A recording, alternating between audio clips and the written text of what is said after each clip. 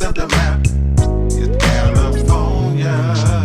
Fresh trim beard out your weird house, please. Steer west coast, I cheer for my OGs. Creeks, corduroys, we don't hear compies. On January 31st, 2025, at the young age of 44, Marion Bowman Jr. was executed by lethal injection at the Broad River Correctional Institution in South Carolina. After receiving a single dose of pentobarbital, Bowman was pronounced dead at exactly 6:27 p.m. Bowman was convicted and sentenced to death for the crime he committed in 2001 when firefighters found the burnt body of 21-year-old Candy Louise Martin in the trunk of her burned car in Dorchester County, South Carolina. The day before her death, Martin met Bowman over some monetary issue. Witnesses said that Bowman threatened Martin, saying she would be dead by dark.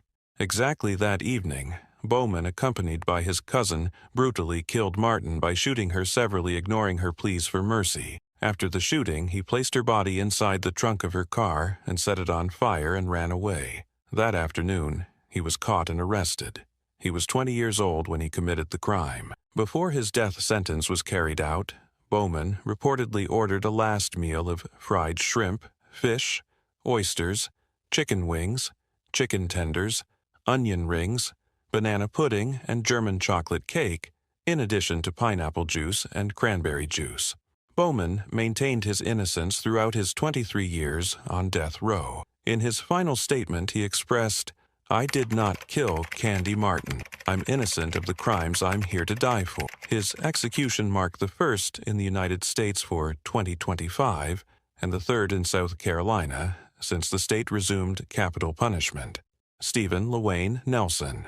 On February 5, 2025, at 6:50 p.m., 37-year-old Stephen LaWayne Nelson was executed by lethal injection at the Texas State Penitentiary in Huntsville. Nelson was convicted for the 2011 murder of Reverend Clint Dobson during a robbery at North Point Baptist Church in Arlington, Texas.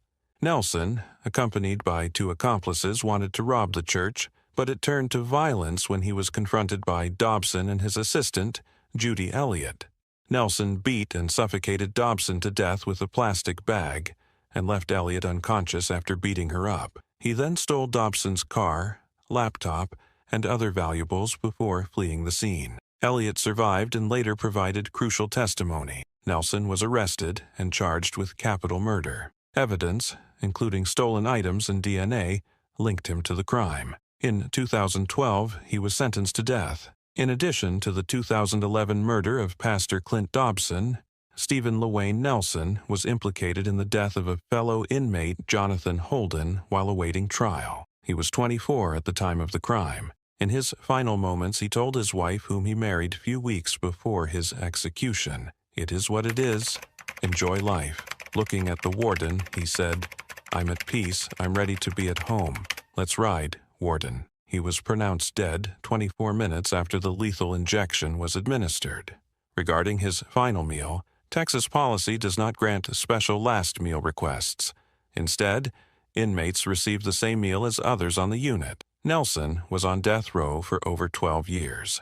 Demetrius Terrence Frazier. On February 6, 2025, at 6:36 p.m., 52-year-old Demetrius Terrence Frazier was executed by nitrogen hypoxia at the William C. Holman Correctional Facility in Atmore, Alabama. Frazier was convicted for the 1991 sexual assault and murder of 41-year-old Pauline Brown in Birmingham. The following year, he murdered 14-year-old Crystal Kendrick in Detroit, Michigan, during an attempted sexual assault.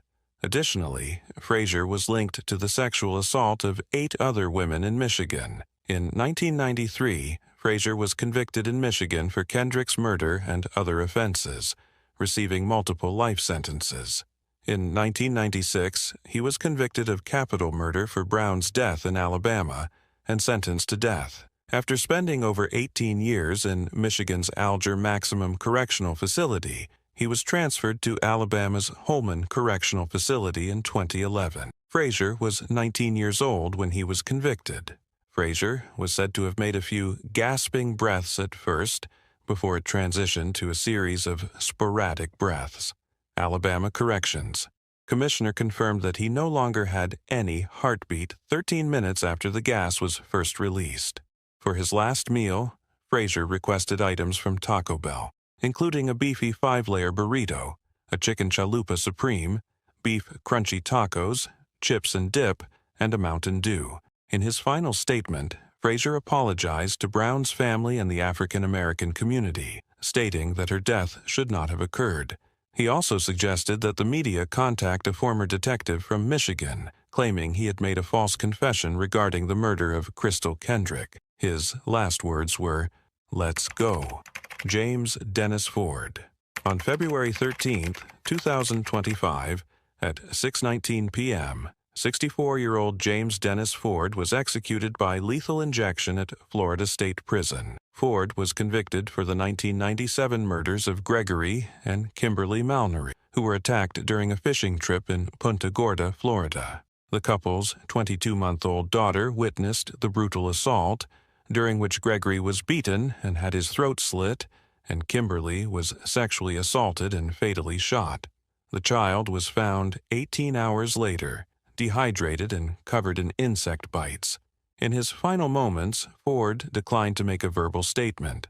For his last meal, he requested steak, macaroni and cheese, fried okra, sweet potato, pumpkin pie, and sweet tea. Despite appeals citing his low IQ and alleged intellectual disability, all were rejected. He was on death row for 27 years. Connie Annie, Greg's mother, also attended the execution. She described it as a day of justice to see Ford executed and stated, "I hope he burns in hell." The Malnory's daughter released a statement, saying that despite not wishing for this on her parents' killer, she had a peace of mind. Richard Lee Tabler. On February 13, 2025, at 6:38 p.m., 46-year-old Richard Lee Tabler was executed by lethal injection at the Huntsville unit in Texas.